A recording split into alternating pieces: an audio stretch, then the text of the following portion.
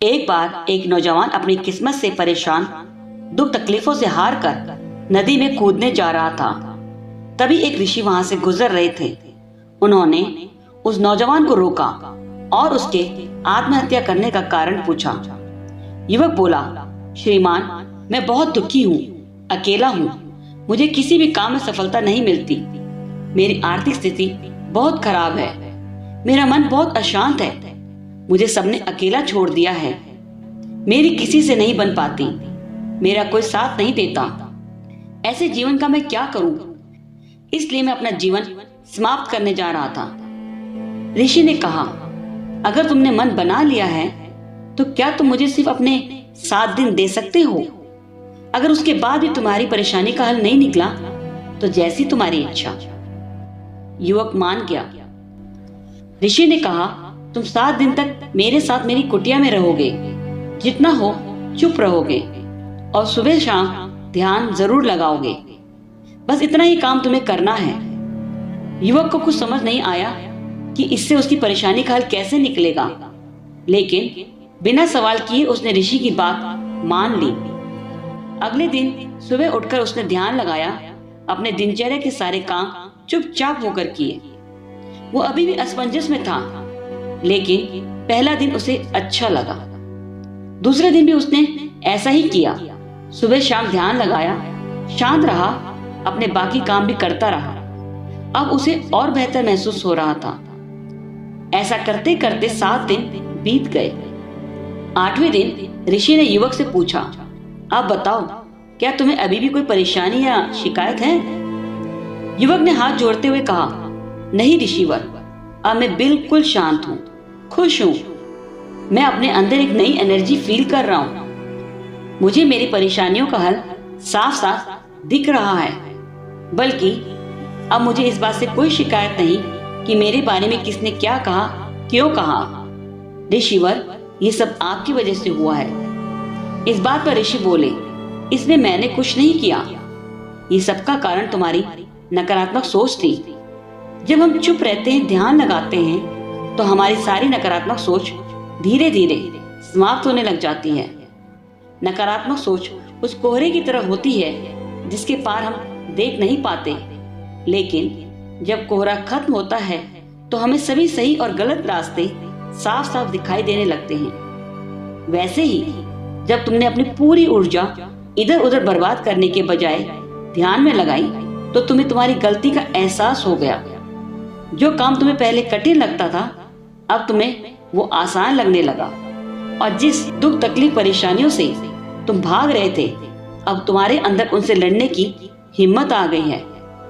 अक्सर हम अपनी ऊर्जा और वक्त लोगों से बेफिजूल की बहस करने में, बुरी संगति और दूसरों से बदला लेने में लगा देते हैं, जिस वजह से हम डिप्रेस्ड और चिड़चिड़े महसूस करते हैं। कोई हमसे बात करना बंद कर दे या फिर हमसे रिश्ता तोड़ दे तो इस बात को भी हम सहन नहीं कर पाते, और इन सब दुष्प्रभावों की वजह से हम अपने जीवन के हर काम में असफल होते जाते हैं, क्योंकि अब हमारा दिल दिमाग सिर्फ इन बातों में उलझकर रह जाता है।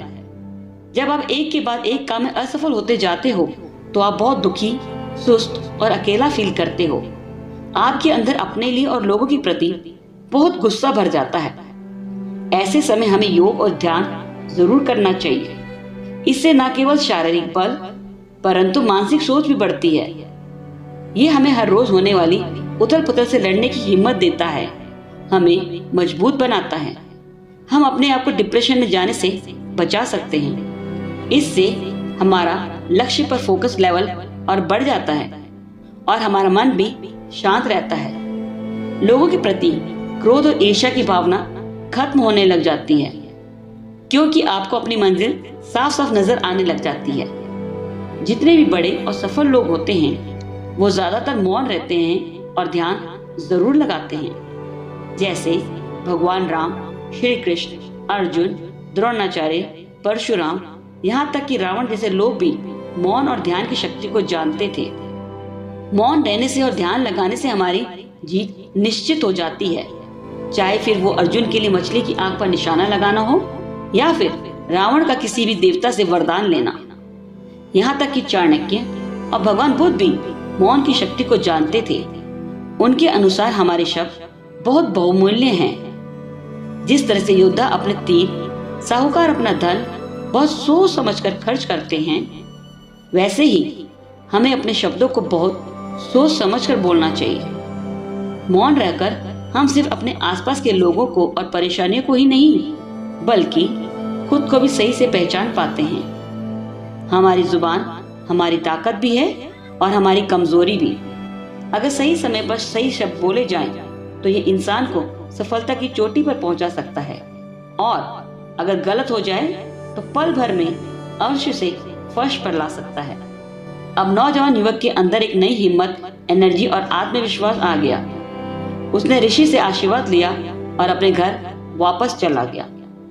तो दोस्तों, अगर जीवन में शांति और सफलता चाहते हो तो ज्यादा से ज्यादा मौन रहो, खामोश रहो। मौन रहने से, ध्यान लगाने से आप अपनी आत्मा और परमात्मा दोनों की आवाज सुन सकते हो। खामोश मन और खामोश प्रकृति बहुत कुछ कहती है। कभी एकांत में सुनने की कोशिश जरूर करना, वरना शोर तो बस के कंडक्टर, सब्जी वाले और गली में बेवजह लड़ने वाले भी लगा देते हैं। इसलिए तो वो वहीं तक सीमित है, और खामोश इंसान सिर्फ खामोशी से अपना काम करते रहते हैं, जैसे Elon Musk, Ratan Tata, Bill Gates. अब आप सोच लो, चुप रहकर अपनी कामयाबी का शोर पूरी दुनिया में मचाना चाहते हो, या फिर गलियों में बेवजह का शोर करके वही रहना चाहते हो?